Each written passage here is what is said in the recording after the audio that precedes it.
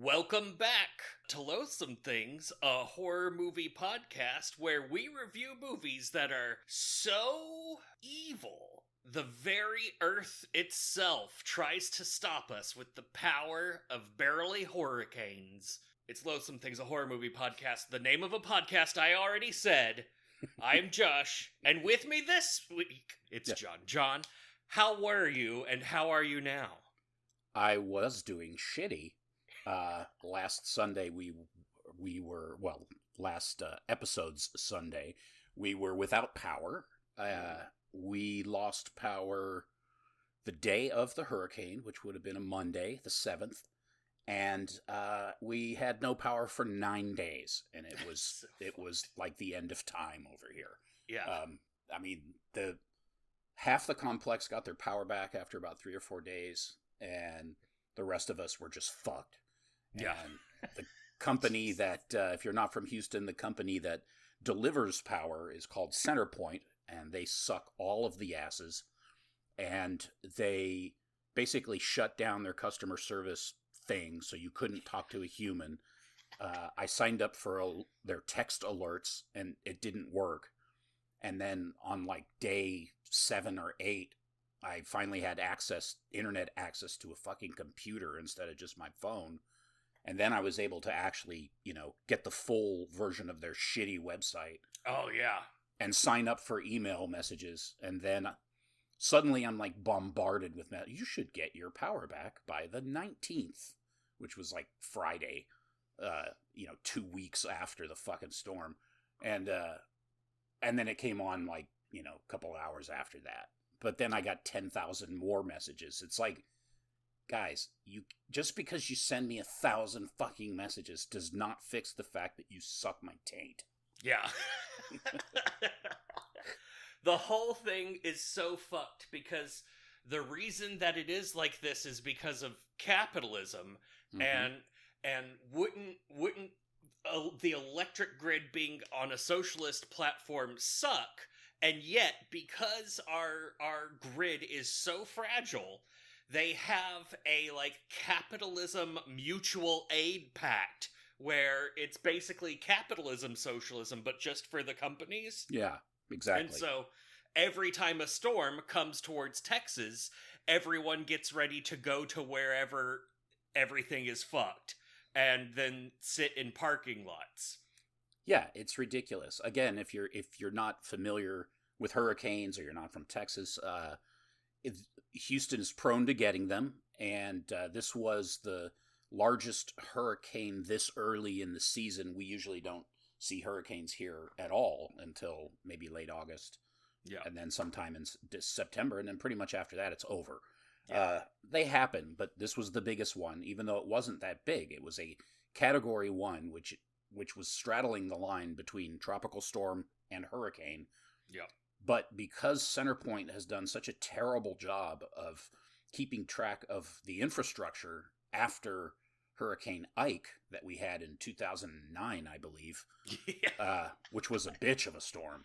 Yes. I lost power for 3 days during that storm, but most of the city was back up pretty quickly. They don't trim trees anymore. When power was regulated by the state and run by a company called Houston Lighting and Power, that utility, a public utility, was very good about trimming trees and making sure that the power lines, which in Houston are above ground, for some reason that makes no sense. Oh my God. Made sure that the lines were clear. So CenterPoint has dropped the ball, and they are a fucking horrible company, and I hope they're held to account. I mean, at least 15 people have died from heat exposure. Yeah. People that did not need to die at that time, I mean, elderly people, sick people, young people. It's just a disaster, and all they can say is, "We're sorry." Yeah. I'll bet you are. Yeah. We had... It's just wild. A few years ago, there was a freeze, and of course, the power went out. And then, a weird storm hit earlier this year, and they couldn't get the power back on quickly. That one was a freak storm, but still, it's It's wild. Yeah, whenever I was texting you, I was like, no, the email service actually works. But, like, I was like, here, I'll send you the link. But there isn't actually a link to that page. Like, if you navigate to that page and then copy the URL, that you can't use that URL. So you have to send people to a different URL and then tell them how to scroll down, but it doesn't work on mobile. Right. It's a fucking shit show. And they have an outage tracker. This is the thing. If you haven't been following it, they have an outage tracker where it shows where their outages are, how many people are affected, when it's estimated to come back on, and it got so bad that they just turned that service off. They were like, you know what? We can't keep up with the outage tracker. So they just turned it off. So then people used the Whataburger app, which is a local fast food restaurant chain. They used the Whataburger app because the Whataburger app was showing which ones were open and which ones were closed based on having electrical power. So you could see where things were by whether or not the Whataburgers were glowing orange or in dull gray. It was literally more accurate. I mean, the map was literally 100% useless all of the 9 days. And I looked at it probably 500 times since I had nothing else to do for many days except just sit in the dark and sweat. Fortunately, friends put us up for several days and they had to, deal with us in their house unexpectedly, I guess. But that was very kind of them. A lot of people offered to help us, which was amazing, including you. You're welcome.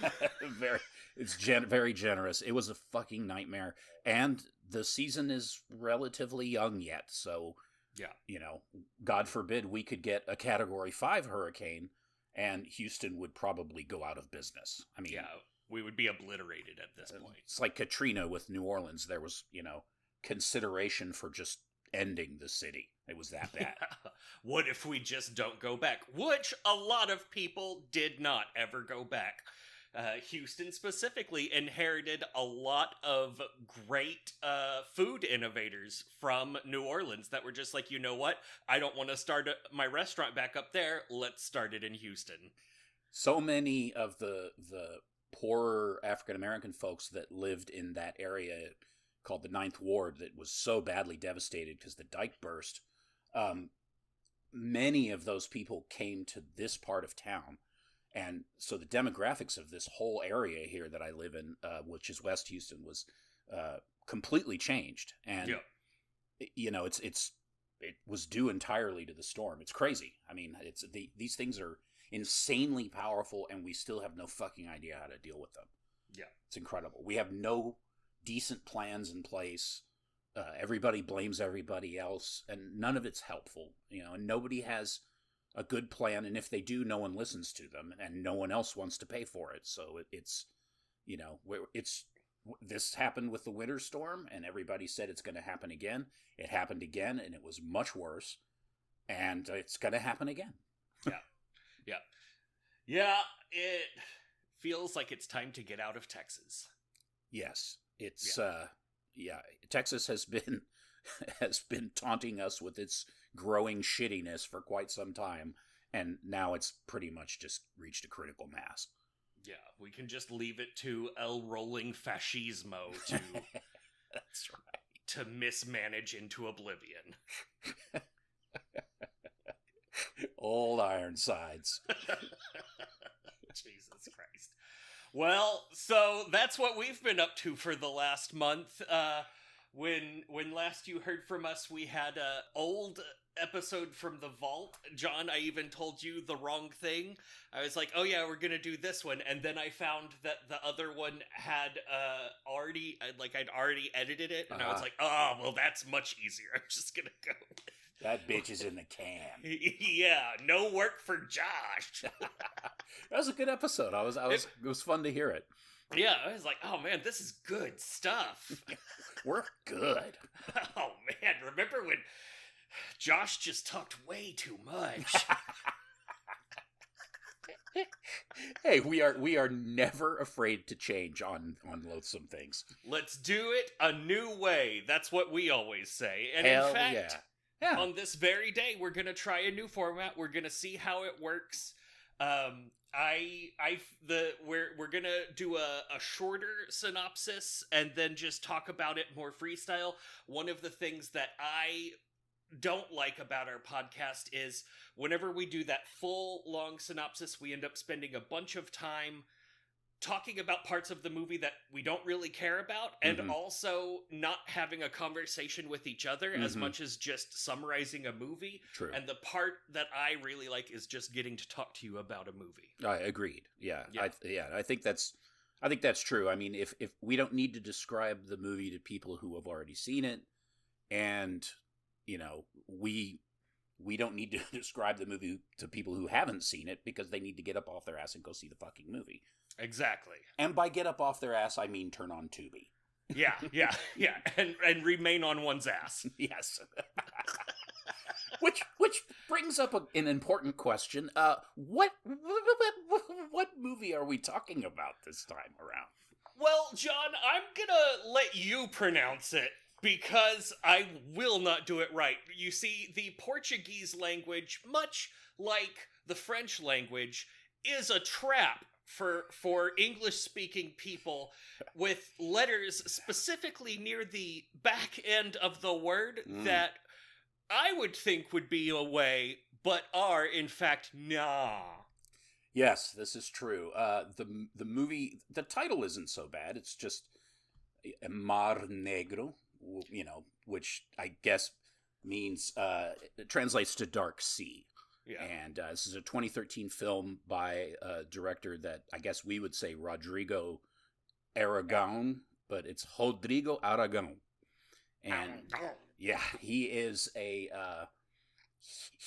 has done tremendous work in bringing Brazil up to date in genre horror.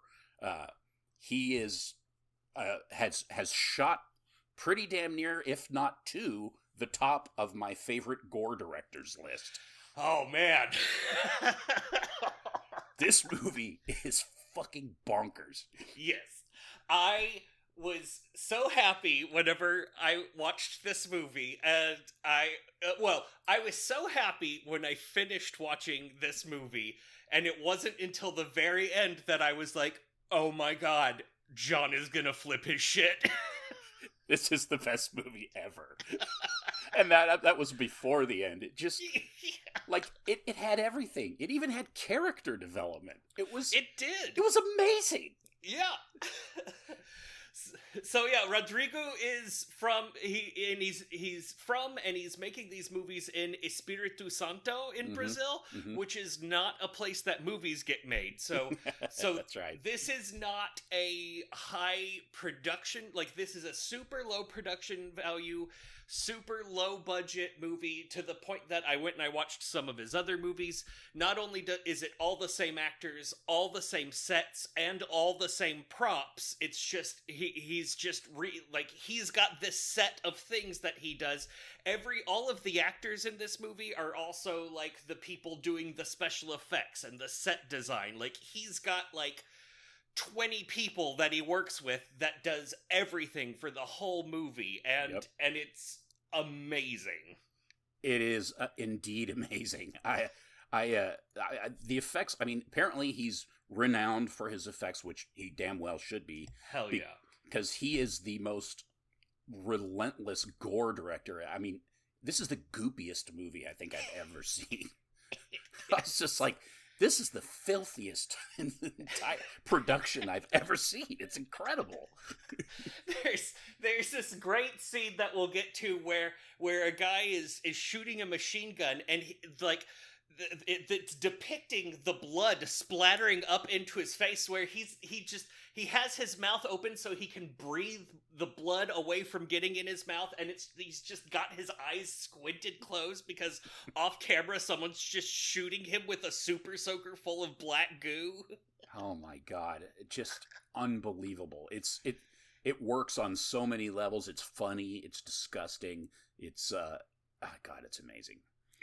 It's a surprise. I was very surprised. It was something that just came up on Just Watch as a thing that got added to streaming channels, and I was like, oh yeah, I'll click on that. And then I was like, oh my god, just the opening sequence alone is like so out. Oh, it's amazing. But all right, so Rodrigo, his father was a magician and a cinema owner. That's right. And so he counts The Empire Strikes Back and the first Evil Dead movie as his big influences that got him to realize that he wanted to go into the movie making business.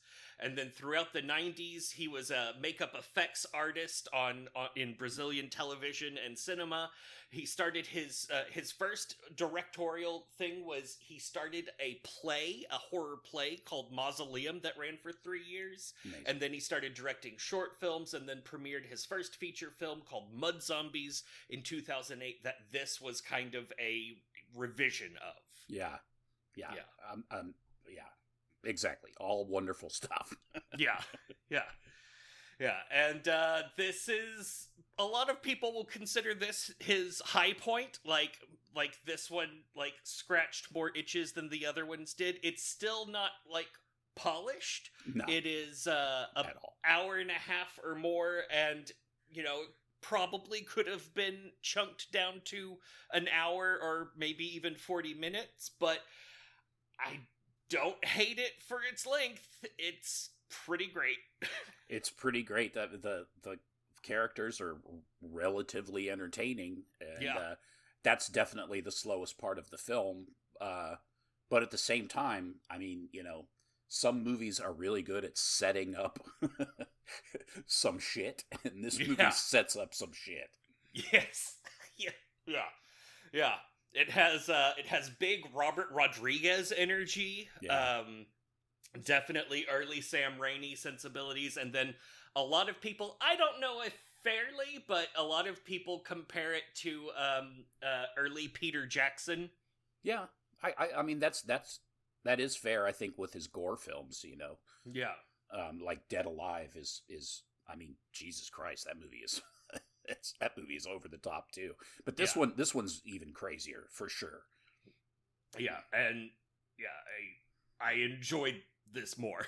I did too. I mean, the end of Dead Alive is genius, but it's overall I didn't love it so much. Yeah. I guess one word of warning for this movie is there's a lot of homophobia. Yeah. And I don't know if transphobia is actually the right word because it's kind of transglorious, but I don't know where the intention was with that, but I was like, well, she's just kind of empowering, but maybe it was played more for giggles than it was for glory. I don't know. Yeah, it's hard to tell. I mean, she definitely was, you know, used as comedic relief, but at the same time, she had some pretty kick-ass shit to do. Yeah. When she first showed up, I was like, "Oh no, this cannot be good in a movie that uses the word a lot." And a lot. The men are very misogynistic, and you know, all those horrible things. But you know, I mean, that's a reality in parts of Brazil, and you know, so I mean, the movie is you know, I read that it's, you know, it's part of his eco horror trilogy, and it fits in that genre definitely. It's like Prophecy on meth, I guess. Yes. Slimy meth. Slimy meth. It's also showcases, you know, the extreme poverty that you get in certain areas in Brazil, in this case coastal areas where fishing sustains life and people are doing whatever they can to get by. So I mean, it's, you know, it's kind of an interesting portrayal of that. Obviously it's exaggerated, but there's some crazy shit going on in there besides the obvious crazy shit, and it's a gem, man. I'm so glad it's available. Yeah, it's great. So John, who should watch this movie and what mood should they be in? I mean, obviously, I had mentioned that it's an extreme gore, and it is. I mean, if you're a fan of a lot of the, like, Italian 70s zombie movies with, like, the Fulci movies with the ridiculous gore in those, and even those, the Japanese, like, splatter movies with the spraying fountains of blood. I mean, those, it's extreme in that sense. It's not quite as, you know, I mean, like, those movies are hyperkinetic, and this This has its, aggressive moments, but it's more about camera angles and crazy acting. But, people who are into that kind of extreme kind of genre stuff, but also, don't take it very seriously. It doesn't have to be like a Serbian film to be disturbing. And that's, this film's fun. That movie's not fun, and it sucks. Yeah, and even with the gore, I would say, like, if gore makes you queasy, this isn't that kind of gore. This is more like blood is being sprayed from off screen. You're not seeing, like, body parts ripping. You're not seeing, like, stuff penetrating the human body much. There's, like, one scene where there's, like, skin flaps, but it doesn't, like, it's I don't know. It's not as bad as, like, some Italian movies where, like, you're seeing the splinter of wood go into the eyeball or, things like that. Yeah, he's not playing it for chills. He's playing it for thrills, I guess you could say. That's true, definitely. Yeah. It's a very comedic form of horror, of gore. Right. I mean, obviously there's a whole type of person, same in Brazil, I'm sure anywhere, that are going to be deeply offended by a movie like this. And he's obviously reveling in that.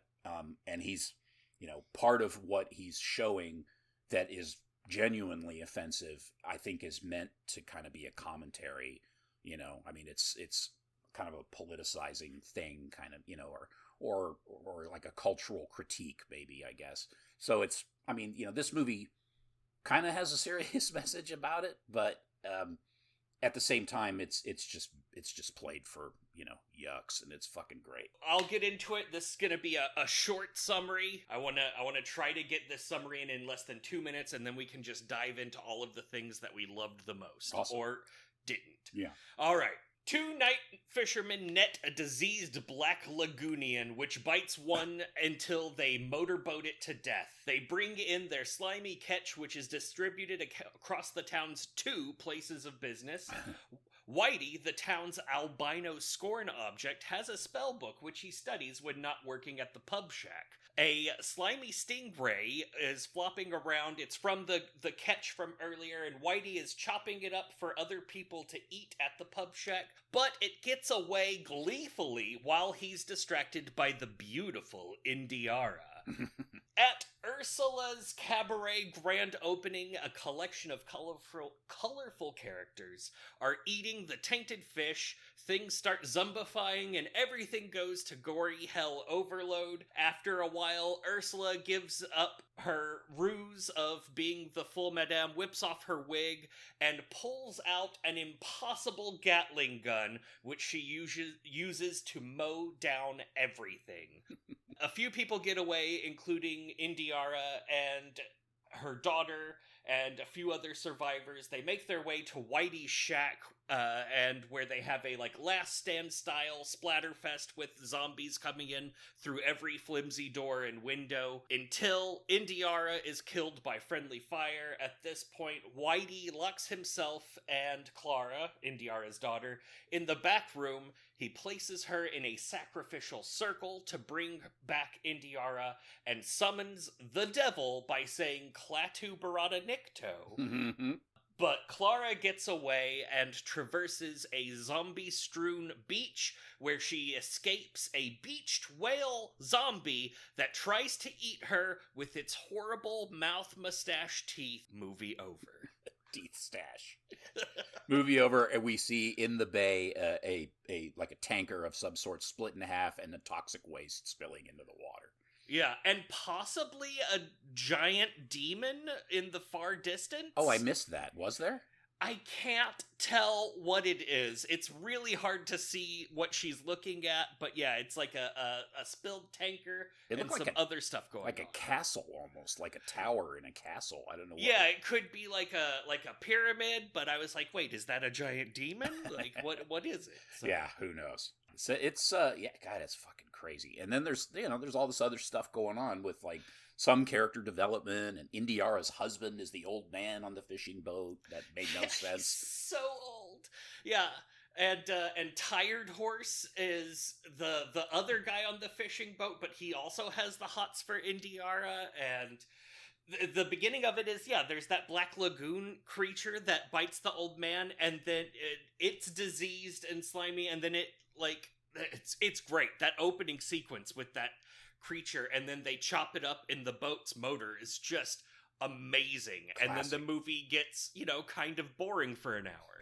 It kind of gets character-y, Suddenly there's this little bar and this albino that lives in the storage hut thing in the back, and he's kind of the whipping boy, I guess, but and then there's the guy that runs the place, and Indiara comes, and she's coming to get meat, the whole storage of meat in the goop barrel.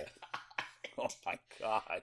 I guess it's lard, right? Is it just a barrel of lard that he keeps bacon in? It could be. Yeah, that might be what it is, because it is disgusting.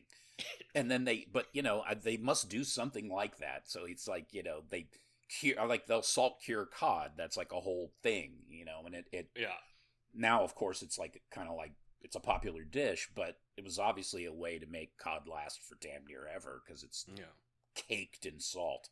But so there's all this stuff, the albino's into her, the doofus from the boat, Tired Horse, is into her. He obviously thinks that his claim to having, getting her away from her husband, who is also his boss, is more legitimate than the albino's claim. Neither of them seem to realize that they don't have any claim, and that she's not interested in either one of them. Yeah. Well, part of his thing is he is trying to, on the sly, get some of her hair. That's right. To use in a love spell. That's right. He has this crazy, like, Necronomicon grimoire book that, I mean, I don't know where you get something like that in like a 2-hut town, but apparently you do. And he has got it, and it's got all these weird satanic, like, voodoo looking inscriptions and all this stuff. It's like, okay, good, that's fine. He seems like a sweet dude until the end. And yeah. And even then, everything other than the fact that he was going to sacrifice Clara, because even at the end, like, after Clara goes, he, like, washes, he gets Indiara's body naked and washes her body, and then dunks her into the barrel of bacon preservative, and then closes it with, like, a little loving spell note on top, and, like, heads out, and he's like, I will find a way to bring you back to life. It's so gross. He cures her in a barrel of lard, basically. It's so gross. Oh, man. Yeah. And then there's corrupt politicians, there's armed gangsters, there's the cabaret that's opening that some people think is a good idea and others don't, and then everyone goes there. Yeah. Opening the entire night. town. Yeah. There's the normal person looking prostitutes running around, rolling around in bed with the congressperson who wants his cut and free access to the ladies. There's all kinds of crazy shit going on. It's insane. There's a starlet who used to be more famous than she is now, who is not happy about being in Brazil. Yeah. And she has a faithful bodyguard / badass with the dyed black hair, like the powder black hair, and he has, like, a magical machete. His name is Oso, and there's this whole scene where, like, he's the only one that's allowed to bring a weapon into the cabaret, and he's going to, like, go out there and save her, but just then is when Madame Ursula pulls out the impossible Gatling gun, and he gets just, like, riddled with bullets. The gun that never runs out of bullets, but apparently is not loaded. Yeah. It's a obvious belt-fed gun without the belt. It just has the, like, there's that grenade launcher that has the, like, drum of grenades on it. It's got that grenade drum, like, attached to a fake minigun, and it's like, that's not how anything works, but I love it. It's so great. I mean, the barrel rotates just like, like it's supposed to, and whenever he's done shooting, after, like, 2-minute bursts of just combing the place with fountains of bullets, and there's just blood everywhere, and then he's like screaming, and then he stops, and you hear the gun, like, It's so cool. It's like, oh my god, this is amazing. The work with the bodies is great. There's a point where Snapper Snapper eats his son after he turns into a zombie, and then in trying to get to Clara, his daughter, he like pushes his face through his fishing net, and it just like peels his face skin off. Yeah, it's like cubing his face meat. Oh, it's so good. It's amazing. And then later, he makes it to the bar, which that starts the whole cabaret panic. And then they chop his head off, but then his neck flaps keep trying to eat people. It's so cool. And spitting black goop, like oily goop at everybody. Yes. Just raining the place with like black slime that covers everything is slimy. It's amazing. It's so good. And then, okay, so there's that stingray, right? The stingray that he was gutting, and then it like flopped away very happy. Mm-hmm. So the thing happening at the shack while things are going on at the cabaret, there's a random like wizard dude that shows up because he wants to steal Whitey's spell book. Yeah. It's like, who the hell is this guy? Yeah, and he kills the bar owner by shoving his head into the cooking pan and then throws an axe into the drunk guy that's just always at the bar. And then later we see that the stingray, the half-gutted stingray, it looks like he's eating the axe-headed dude's head. But then later, it turns out that what he was fusing his stingray body into the axe guy's head, and then that thing, a person with a floppy stingray for a head, attacks the sorcerer guy at the end. Amazing. Oh my god! It was so cool. It was such a great idea. It looked amazing. And just in case you weren't grossed out, he made sure to cover everything in this disgusting goopy slime. I mean, everyone is covered. There's probably 40 or 50 people covered with it. That nightclub, as they call it, the whorehouse or whatever, is like just coated with black goop and that slime and that thick gooey blood that he uses. It's disgusting. It's amazing. Yeah, it's everywhere. With Ursula with the machine gun, like it's just spraying her in the face constantly the whole time that the gun is shooting. Everything's coated. Tits are just covered in like old car oil. It is sludgy and amazing, and then the scene at the shack where they're just fighting zombies nonstop, and it's so good. It's so good. And yeah, I think that's like it's called Dark Sea, and so like part of it is the like the spilled tanker, but it's also like they're just wading through seas of dark sludge blood, and right. And beautiful. obviously and negro obviously has, it also means black, so it could also mean Black Sea, so it's meant to be used both ways in this case. I think, it's intentional because of the whatever that black goop is that they all spew, and I'm assuming it's supposed to be the same stuff that's leaking out of this boat. Yeah. It's just like, why is there a tanker full of this shit? Yeah. What's the positive use for it? Oh man, everything in this movie is disgusting. All of the fish that they catch are also slimy and gross. Even, like, they show them, like, opening the nets, and the nets are, like, snotty and just... It's everything. The boat is filthy. There's this coating of film on all the windows.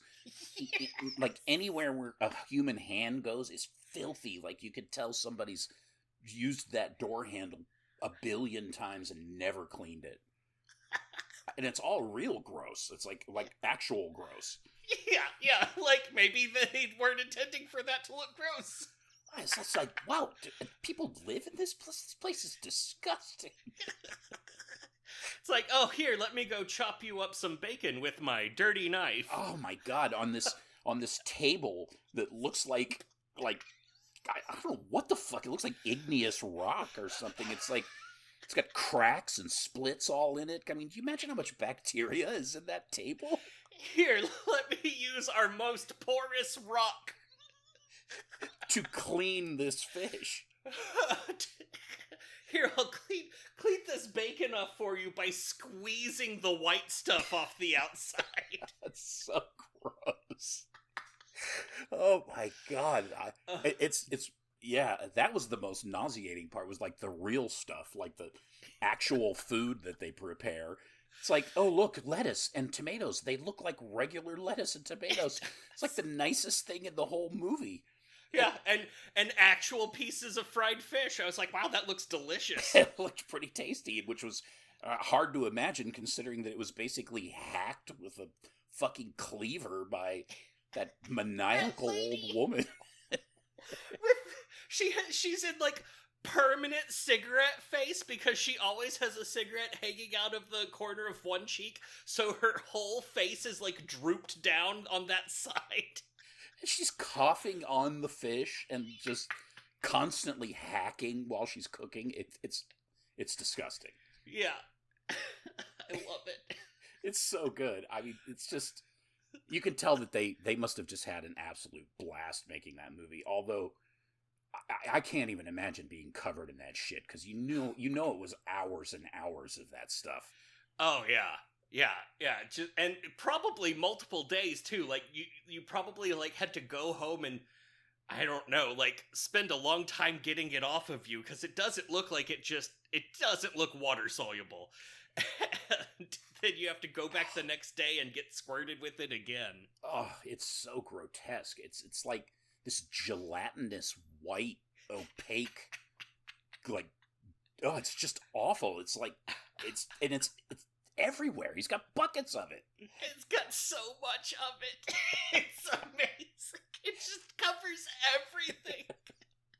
I love, like, in the opening scene, that the tired horse guy, the younger guy, is like, he touches the nets and the fish and that disgusting stingray and then the lagoon creature and all that, and his hands are filthy, and then at some point he reaches up and, like, he just rubs his eye as if, I'm like, dude, what are you doing?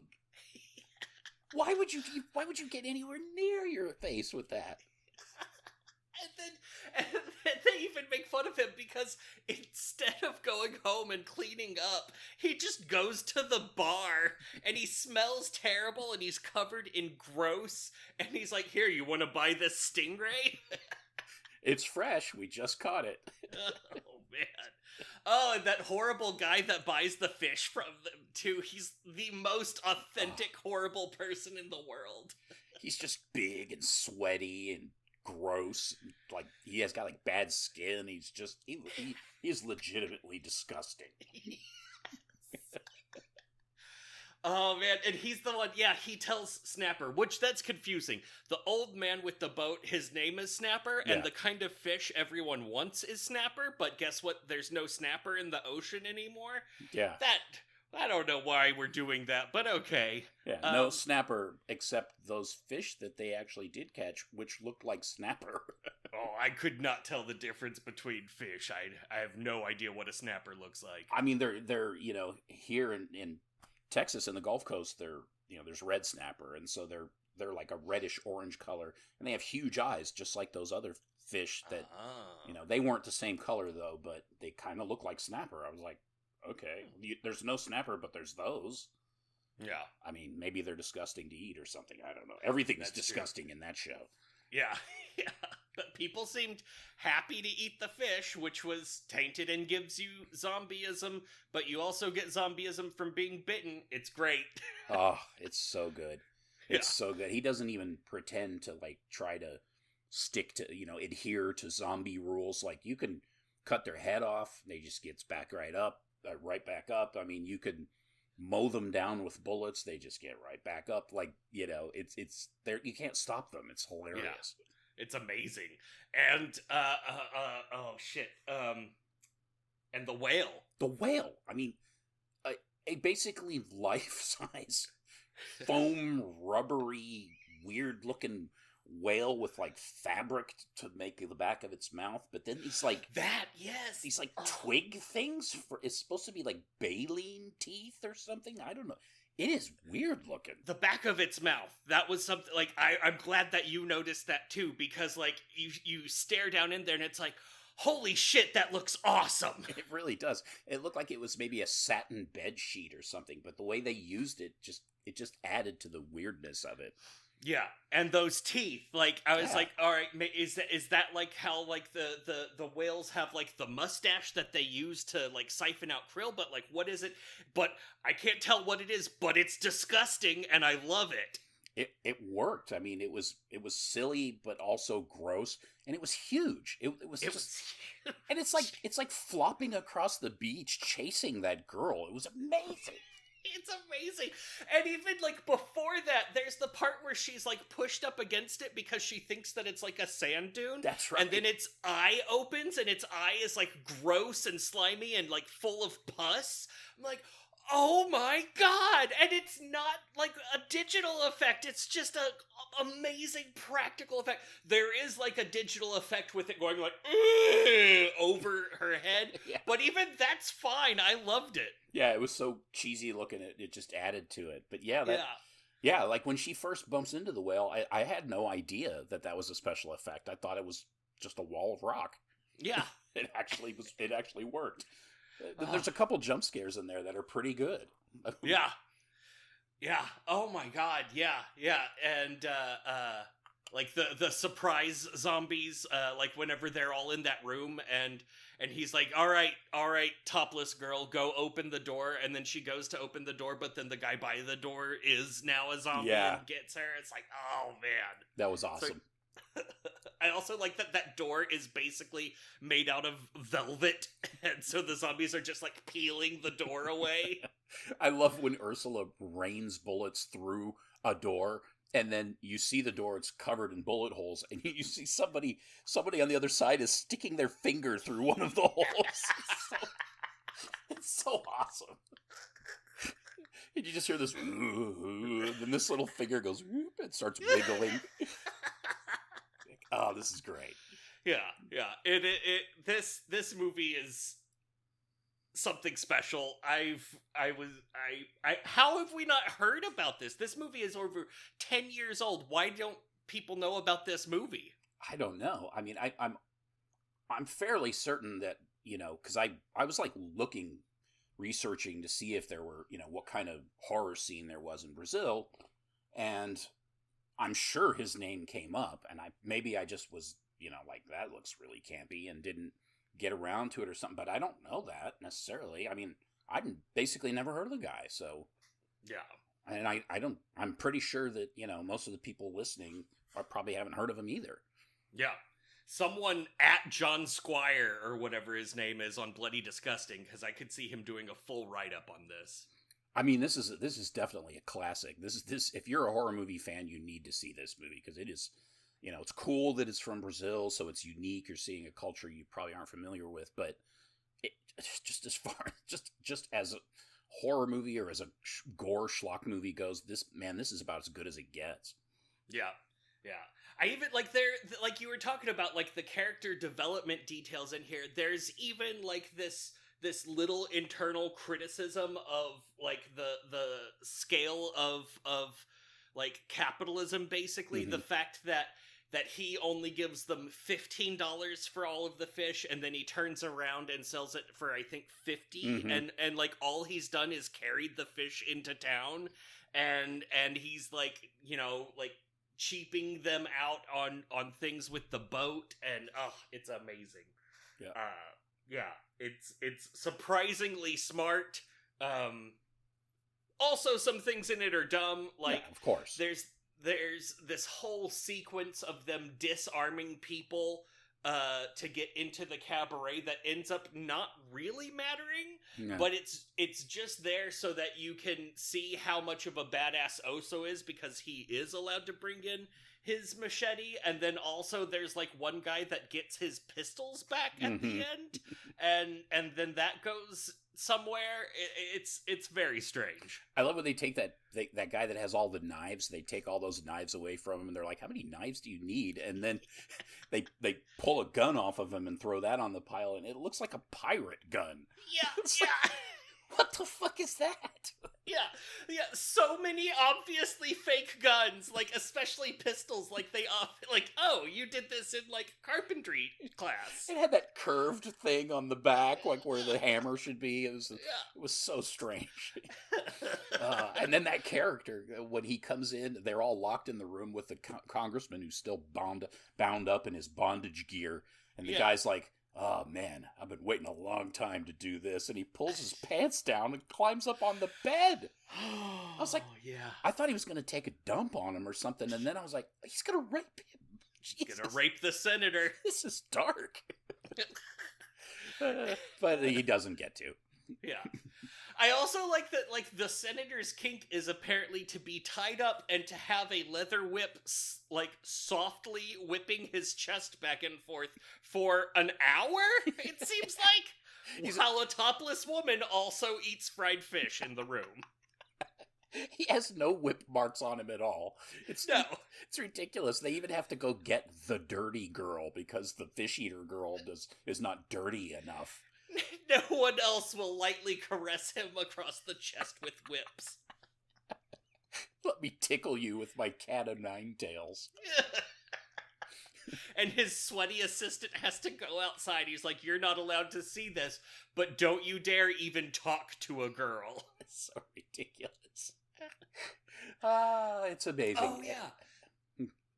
That's right. His assistant then, at the end, gleefully leaves him behind to be eaten by zombies and drives away in the car, which he's also doomed because the zombie seagull that shows up randomly is in the back of his truck. I forgot about the zombie seagull that pops up at random and looks so bad. Like, you can tell he did it, like, he wanted it to look bad. I mean, it's just awful.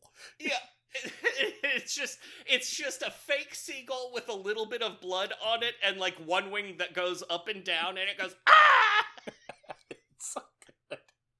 I love that the guy's doomed because the dumbest seagull in the world is in the car with him. Oh, man. Glorious. I don't know what to say. It was wonderful. So we haven't talked about the closed captions. Yes, yeah. The subtitles. It's like 2004 era Babelfish quality closed captions. Like, it is literally just a transliteration of this word means this in English, so it goes in the same order. Yeah, there's no accommodating for anything culturally different or, you know, I mean, like, albino is called white boy, and, you know, but his name is albino. It's like, well, I think that's pretty clear what that means. Yeah. And he has, like, yellow hair and terrible makeup, so we know he's a quote albino. Yeah. Well, at least through part of the movie, because he does, after he gets shamed humiliated in front of everyone at the cabaret for being a limp dick. That's right, floppy cock. Then he goes and spends a good chunk of the movie at home shaving his hair off skilllessly. So at the end of the movie, he just has these horrible little patches of yellow Brillo hair. And his makeup is terrible. It's terrible. The whole thing. For a movie that has such great gore makeup, his I'm supposed to look like an albino makeup is fucking catastrophically bad. Yeah, he looks like an albino who is on the brink of death. He has all these spots. I don't know what the spots were for. Yeah. I thought that was like his real skin coming through, but then you see him well lit at one point, and it's makeup. He's got makeup spots all over him. Like, oh yeah, you know albinos, they can't go in the sun. Oh boy. Yeah. Wonderful movie. Yeah. But yeah, the subtitles are just the worst. And I was trying to use IMDb to, like, figure out who everyone was. And after the first time, like, I must have looked away, But so whenever, like, IMDb's credits don't have photos attached to Right. them, it's just a name and then who their character was. And so after the first time I watched it, I was looking through, and the first credit is some guy, and he plays the devil. Yeah. And I was like, what? The devil was in this movie? And yeah, then going back through, I was like, oh my god, look at the devil! Oh my god, yes! And he looked great, too. He looks great. I think that might have been like a nod to Del Toro, like because he looked like Pan's Labyrinth. Yeah, he did. I mean, it's like his horns didn't wiggle like fake horns or anything. I mean, they looked like they were really attached to his head. It was impressive. And they were like a cool shape too. Like they weren't just like some old like goat horns that they found. Like there was like craftsmanship put into them just for this one scene. And that's what I just love about this movie is like they make these great costumes and these great creature designs, and it's just for this one little shot. I even went through the reason I watched the Chupacabra movie was I suspected that the Black Lagoon creature was probably recycled for the Chupacabra. But it's not. It's a whole different guy. Wow. He just made that awesome costume for that one shot, and it's amazing. He must have like a warehouse just full of weird foam latex stuff and goop. Yeah, I think he just loves it. I think like that's his passion. So good. Oh man, whatever you're doing now, Rodrigo, like do more of this stuff. Yeah. It looks like he's mostly doing TV now. Probably pays well. Yeah, fuck him. I'm pretty sure he didn't make any money out of this, unless it was popular in Brazil. Oh, anything else we need to talk about from this movie, John? I don't think so. I think we've pretty much covered it. Shame on you if you haven't seen it already, because, man, you have to. Yeah, we gave you a month, people. Yeah, no kidding. Jesus. Yeah.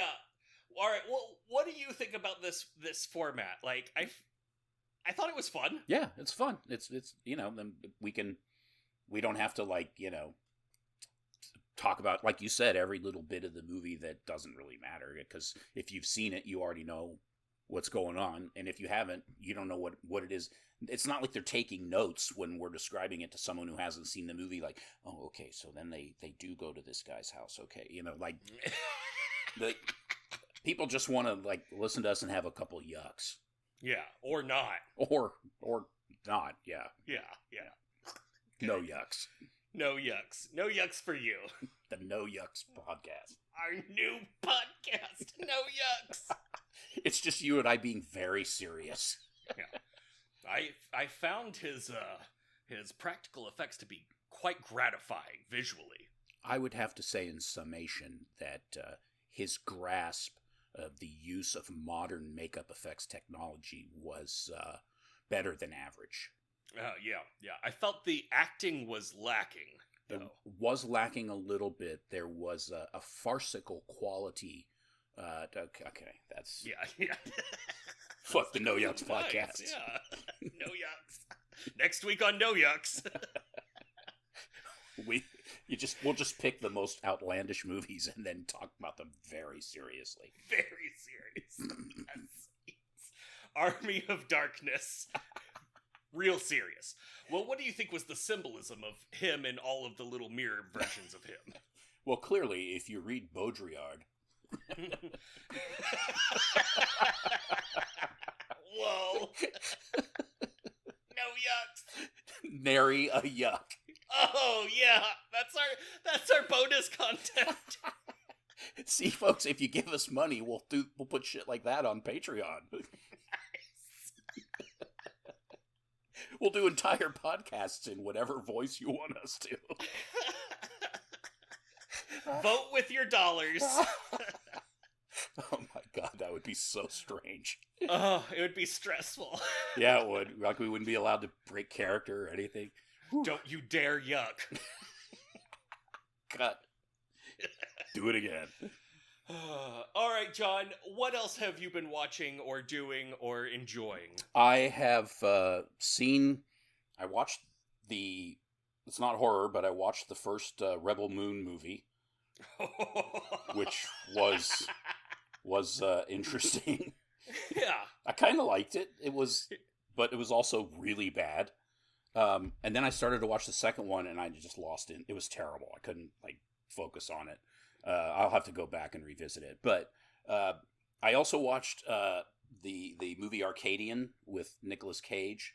Oh. And it's it's like a post-apocalyptic creature feature, basically. Nice. The monsters on that are they are famously modeled after Goofy, the cartoon character. Really? Yes, and I read that and I was like, oh, man, I don't want to. This is okay. I'll watch it. It's on a streaming service, and it's supposed to be cool. So I watched it, and I was like, these are the coolest movie monsters I've seen in a long time. Oh. I mean, the movies is pretty post-apocalyptic monsters that don't like the light, dial by numbers. But it's not bad. It's done very well. It's beautifully shot, and the creatures are just amazing. I mean, they sell the whole movie, and that's why I kept reading about it. It's like, oh, well, now I see why. And they do look like Goofy, but they're still scary. It's weird. Wow, we could do a whole episode about that on the No Yucks podcast. Oh my god! Oh Lord! Whew. I saw a couple others. One is one I'm going to recommend, so I'll bring that up later. But I also watched this weird sci-fi-ish horror one-lady show movie called Monolith. Have you heard about this movie? I feel like I've seen its name, but I don't know anything about it. It's a woman who's a podcaster, and she's a disgraced journalist, and she's basically house-sitting for her wealthy parents. I think it's in Australia, yeah. And she's started to uncover evidence of this weird, conspiracy, possible alien invasion thing that involves this black mini monolith that people keep talking about, and she's interviews them, and then it just gets crazy. It's really good. Nice. I'd read some positive reviews, and it starts kind of slow, so I was like, but I stuck with it, and I'm glad I did. It was really good, and it does have. I thought it was just going to be strict sci-fi after a certain point, but no, it has horror elements to it. But yeah, that was good, nice. Man. I recommend that one. How about you? So I'm not a comic books, graphic novel, or manga person. Mm-hmm.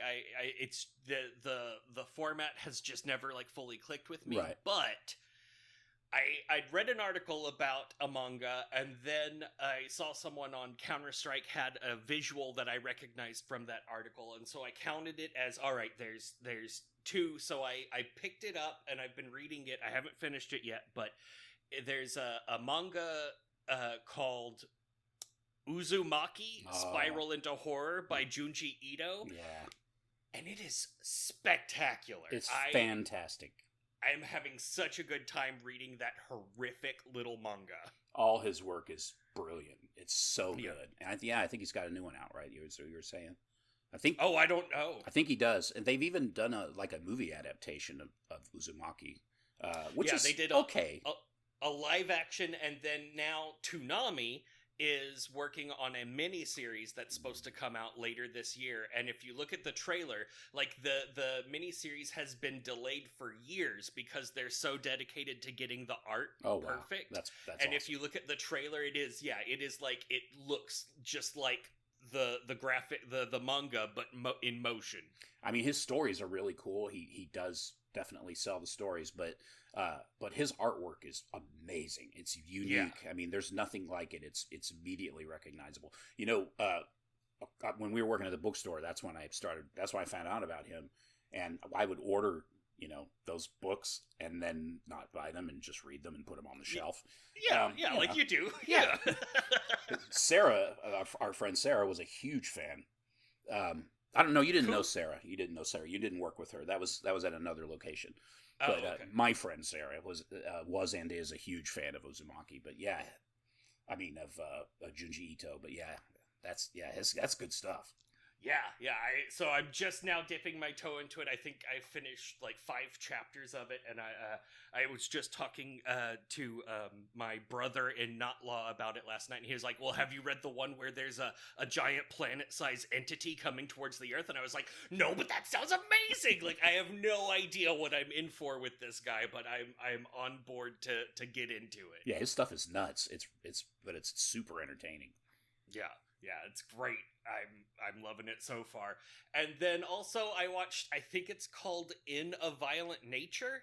Oh. It's that new slasher that people have been talking about where he's got like that old like fireman's mask. Mm-hmm. And it's basically a Friday the 13th style like bad guy monster, but you're watching it from his perspective instead of from the victim's perspective. Cool.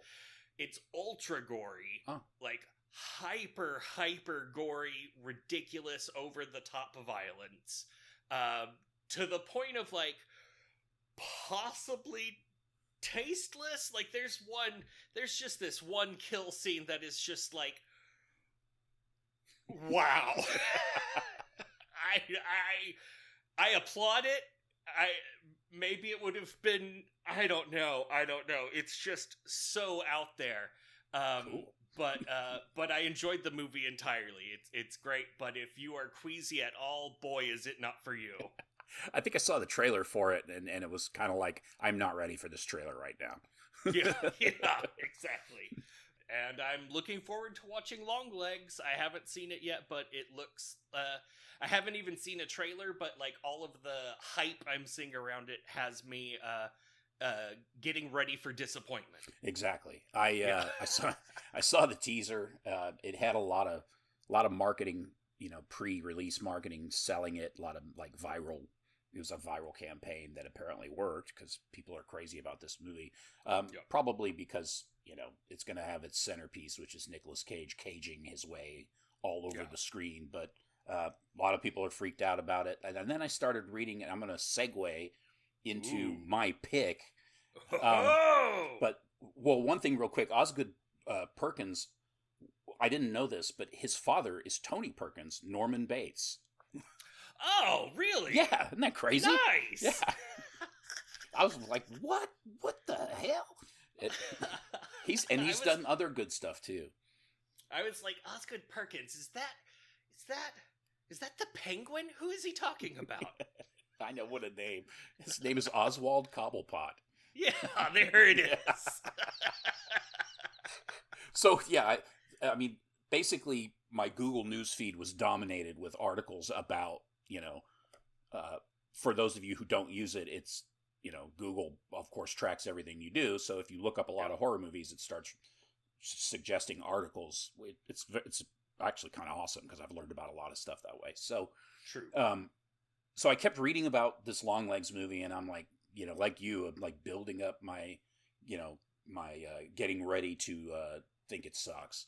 Yeah.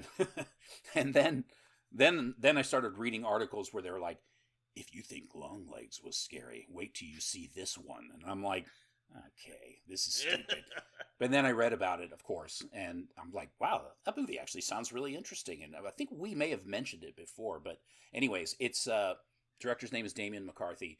The movie that I have selected is from, let me just make sure I get the year right. It is from 2020.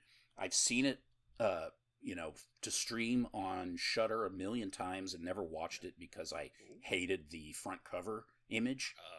And I was just like, I'm not watching this movie. But it's a movie called Caveat. Oh, yes, with the bunny. The bunny. And the bunny was like, that was the deal breaker for me for so long. But then I read about Damien McCarthy and, that this apparently this movie is creeping people out, and sounded interesting. And I saw that. So I was like, all right, I'll watch the trailer. And I watched the trailer and I actually thought it looked pretty good. And I like it. So that's what I've picked. Nice.